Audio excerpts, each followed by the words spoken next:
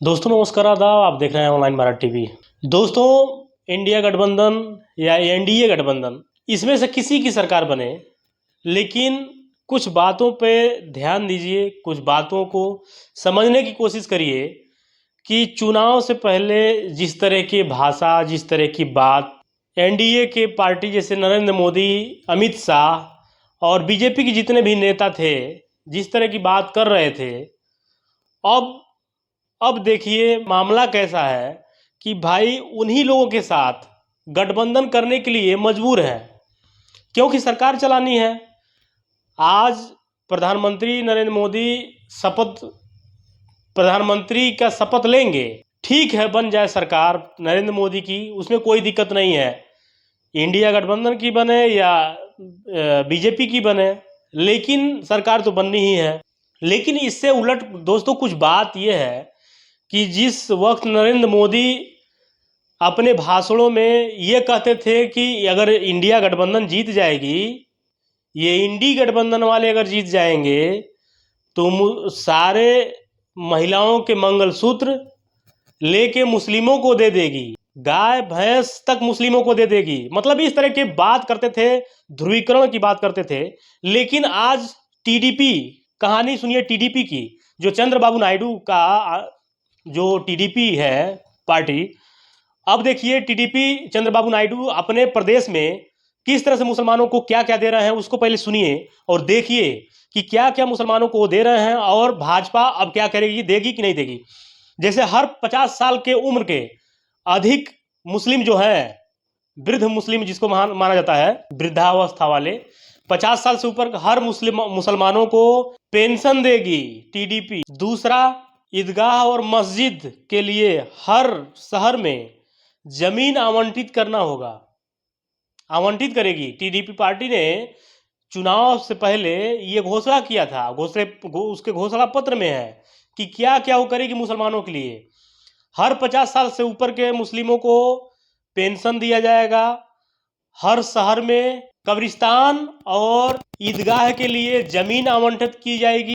तीसरा, राज्य की राजधानी में एक हज हाउस बनाई जाएगी। चौथा, नूर भाषा कारपोरेशन बनाया जाए, नूर भाषा का एक कारपोरेशन बनाया जाएगा।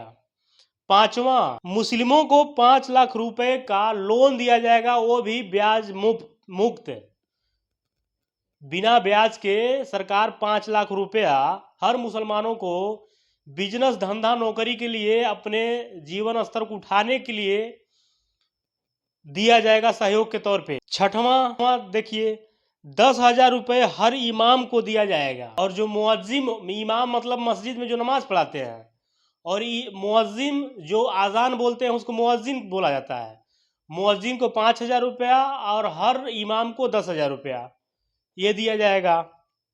और हर महीने 5,000 रुपया मेंटेनेंस के लिए दिया जाएगा, और हर मस्जिद को 1 लाख रुपया सहयोग दिया जाएगा। और जो इमाम हाई क्वालिफाइड होंगे, ज़्यादा पढ़े लिखे अनुभवी होंगे, उनको सरकारी इमाम के तौर पे घोषित किया जाएगा, उनको सरकारी तनख्वाह दिया जाएगा।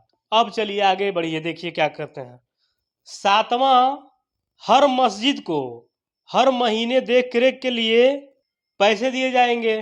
तो अब बताइए कि जो टीडीपी इतने वादों को किया है मुसलमानों के लिए, अब उससे गठबंधन हो गया है बीजेपी पार्टी का। यही नरेंद्र मोदी अपने भाषणों में कहते थे कि मुस्लिमों, ये सारा इंडी गठबंधन जब जीत जाएगी तो सारी संपत्ति उठा के मुसलमानों को दे देगी, और उनके मैनिफेस्टो में है कि देश के संसाधनों पर सबसे पहले हक मुसलमानों का है।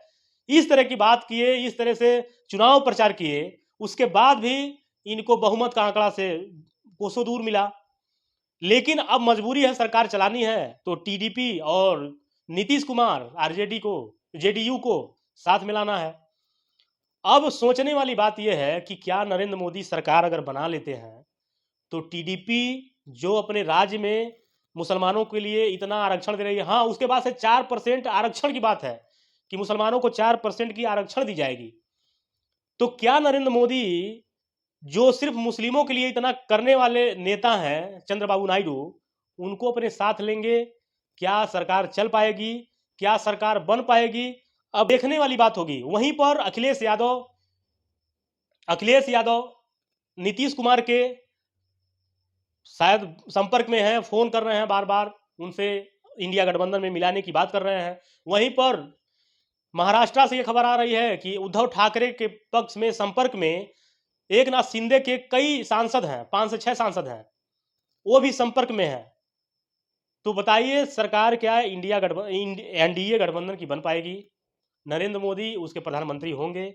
अब देखने वाली बात होगी दोस्तों, समझने वाली बात होगी। लेकिन आपको ये समझा दिया है हमने कि जो बातें ये मुसलमानों के लिए कह रहे थे, उसके उलट ये कह रहे थे कि ये सब लोग दे देंगे और वो सब देने के लिए कह रहे हैं। तो क्या इनकी तालमेल बनेगी, इनकी कड़ी जुड़ेगी, सरकार बनेगी या नहीं बनेगी? दोस्तों अब आज देखने वाली बात होगी कि क्या हो रहा है। आज शपथ ग्रहण ले लेंगे, शपथ ग्रहण कर लेंगे, प्रधानमंत्री के शपथ ले लेंगे नरेंद्र मोदी या नहीं? दोस्तों ये बहुत बड़ा सवाल है, सोचने वाली बात है। इससे पहले वीडियो को लाइक और चैनल को सब्सक्राइब जरूर कर लीजिए ताकि हमारा हौसला बढ़ते रहे। धन्यवाद।